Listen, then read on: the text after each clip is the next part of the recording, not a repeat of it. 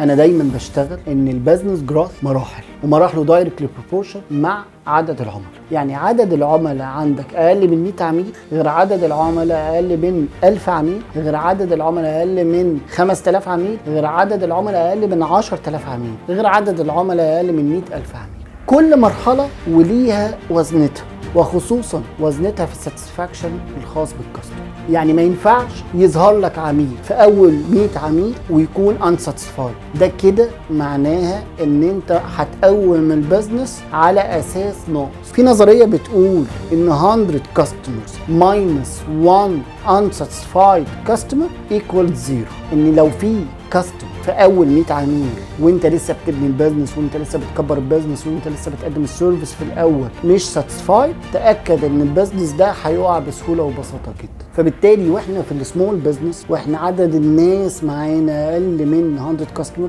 واحنا عدد التيم بتاعنا اقل من 50 ممبر، محتاجين ما يبقاش عندنا عميل مش ساتسفايد، وبالتالي قاعدين بيدوا فيدباك بوزيتيف فيدباك بوزيتيف فيدباك بوزيتيف. تاثيرهم بيبقى كبير جدا، وورد اوف ماوث بتاعهم عالي جدا، بيفرقوا جدا في البيزنس جروث، بيفرقوا جدا في المنتجات والخدمات اللي انت هتقدمها، وبالتالي هي هتتباع لوحدها لما يكون عندك الفايف ستارز، لما يكون العملاء دايما راضيين عن الخدمات والمنتجات. فلو في عميل عندك مش ساتسفايد، ما تتجاوزش النقطه دي، ما تعديهاش بسهوله، ما تقولش دي مشكلته، ما تقولش ان العميل هو اللي غلطان. حتى لو العميل هو اللي غلطان، حتى لو العميل بيتدلع، في بدايه البيزنس محتاج توصل ان الكاستمرز عندك 100% ساتسفايد.